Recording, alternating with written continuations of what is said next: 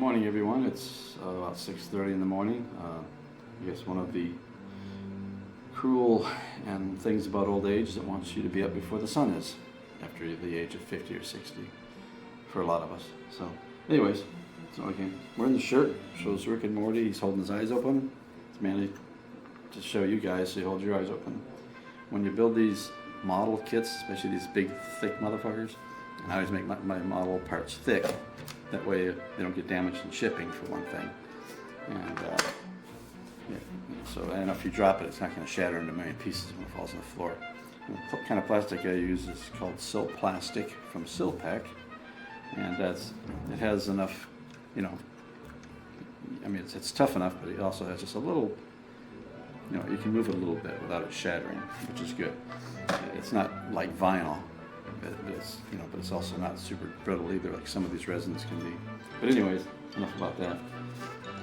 I decided to make this video because when you make these kits, the patterns fit like this. Perfect. Awesome everything. You mold it, a little bit splits out. You cast it, everything changes again.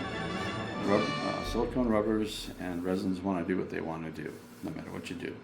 So there's always going to be a little bondoing, especially if the kit's this size and this thick, and but not serious bondo, not like you have an inch gap. God, I hope not, or I'm out of business. So what I wanted to show you on this model, okay, I call these the goddamn it Randy parts, because there's always going to be something you didn't think about, or it's just the way the castings come out afterwards. Right here is what I call the ugly spots.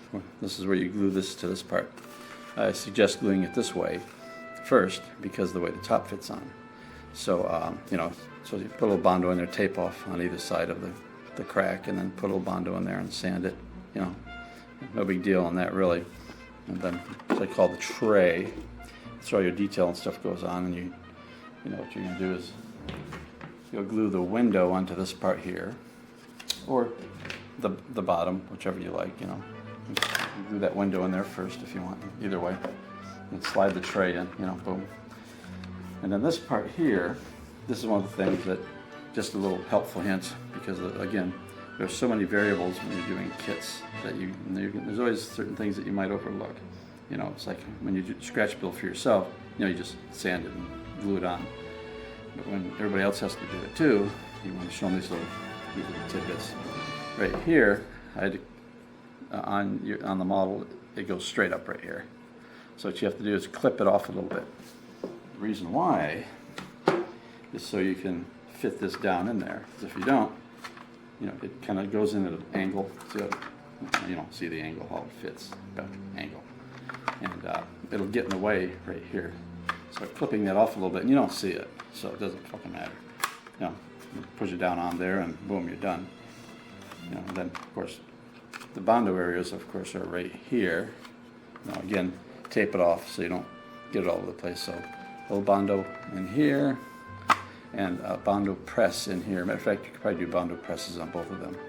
A Bondo press is, you take one piece, you put Vaseline on it, or you can use tape. I like Vaseline though because it's thinner. Vaseline or tape this off. Put the Bondo here, also tape off so the Bondo doesn't get everywhere. Bondo this edge. And it's still soft, of course. You sandwich it together, squeeze it together tight. You can tape it down if you want, or hold it, and then pull it off, and it's almost cured, where it's sort of a hard rubbery kind of hard and rubbery. Oh, let's put it that way. Kind of hard. Anyway, so and pop it off of there. So the Vaseline does, it acts as a separator. Then clean up the edge, and then what you get is a nice clean fit. I kind of knew going in when I made this model that this area here would be the worst part to have to deal with, as far as fit. So I thought. Another part is, like I said, resin does what resin does. Is once you get this on here, probably these wheel parts might even have gaps here. I'm sorry, no gaps here. I'm looking up at the screen to make sure that you can see it. So if I'm looking up, that's why. So this is the door line. So you can either leave it if you want, or you can do a little Bondo press on that too. Put put the bond on this piece, Vaseline that up, put it on there, so you get a nice, super clean, perfect fit, which is what I recommend.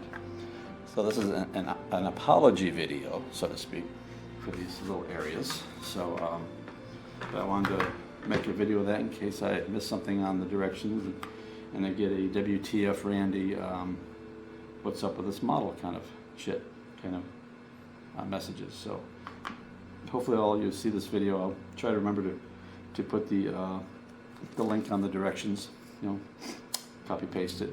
So, but just want to make a little video of that. This is the reason why I always try to put the kits together first, even though I take money, you know, to make sure everything works. That way I don't just start shipping out kits and then all of a sudden I run into these problems and then you guys have to take care of all. I usually try to take care of everything I can before I ship them out. You know, I know a lot of models, you know, that are 3D printed, they'll fit super perfect, no problems, but this is kind of the unfortunate things when you're doing, you know, handmade, you know, some people call it lost art type of model making, you know, old school shit. So besides, if you got a 3D printed one like this, it'll probably cost you 3 times as much for the kit.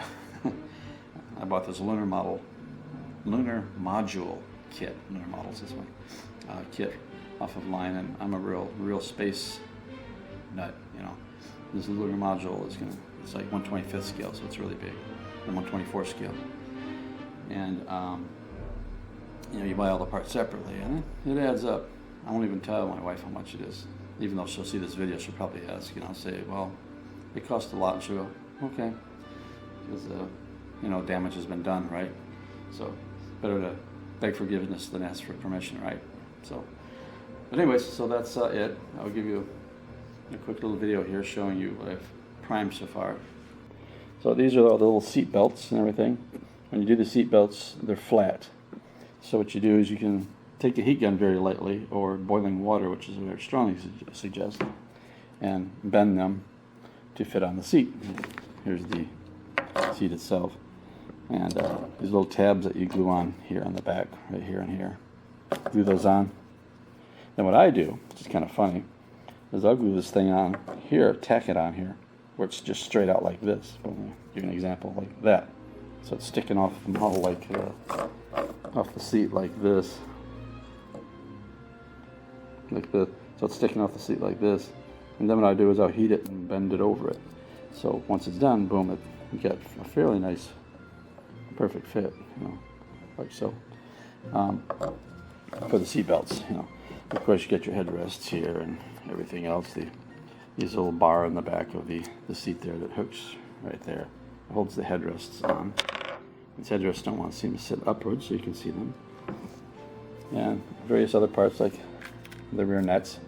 You're going to notice that there's going to be bubbles in the nets, or spaces. And that's alright, because this thing was so messed up looking. What I do is, for those areas there might be a little gap, because the molds are so, well, you can see they're so thin, so there's always going to be bubbles no matter how much I baby powder it and take a stick and whittle the bubbles out before I put it in the pressure pot. There's always going to be 1 or 2 that get past you and that the pressure pot can't take care of. And I use that to my advantage, because the car almost looks like it's cami gray because it's got so much paint missing and chipped and all that. These things were pretty nasty looking too, so if you have any gaps in the net, I would say when you boil it to get into the shape, because these are also flat, just pull them down a little bit. Let them look like they've broken and snapped and whatnot, because that's how the real car was. Unless you're doing a nice, pretty clean car, then you might just want to leave the net straight. You know, leave them like they are. Don't bend them up and have them detailed. Of course, you got the little windshield wipers here. But there's some like that. Yeah, they're big ass windshield wipers. I was quite surprised. Hope they're not too big. That's where the pedals go. The wheels and primer. You know, big deal. And of course, these little guys, they go down here like that. Little parts that go there like that. So we got a few more parts to prime up, of course. You know, the handles and little lights. These are the tiny little lights that go on the bottom. And believe it or not, there's strip lighting I have that Randy Newbert was kind enough to ship me and showed me. You can see it. Hopefully you can see right through the bag there. I'll pull it out so you can see it. Okay. These are the strip lights that go on the bottom of the car. I think there's 5 or 6 of them. And this is the little strip lighting that Randy Newbert from Voodoo Effects sent me. And I made these before I got this, believe it or not. But you'd be surprised to see, or I was surprised to see, that it fits right in there. It's this tiny little strip lighting, so it should light the whole area up really cool. So to me it's like a 9.5 on the freaking awesome scale. But I thought I'd share that with you. So yeah, you don't have to try to get a hold of me or get a hold of Voodoo Effects. You know, it won't be on a site for you to see. On his website, he doesn't have like pictures showing every tiny little LED he has. You ask him, you can even call him. He's very approachable. Just call his phone number and talk to him about it. He's a real talkative guy, so he'll talk to you. I don't mean that in a bad way. I mean, you could be on the phone for an hour with him, and it's always a fun. It's always fun and a joy to talk to him. And I don't mean joy in a gay way. So, anyways, I just thought I'd show you these little pieces. There's, like I said, 5 or 6 of them. They're black, simple. And they're going to be so fun to put on the model.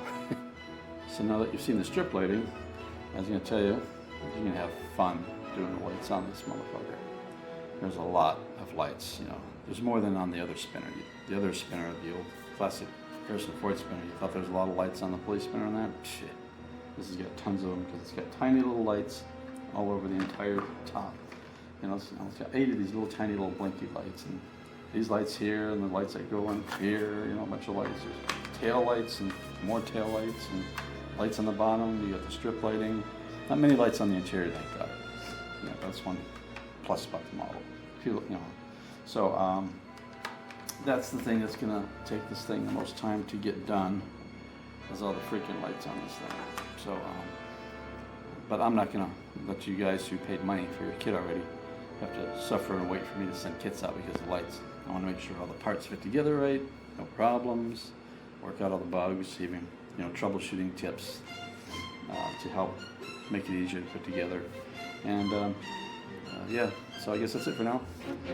We'll talk a little later, another video soon. All right, bye-bye.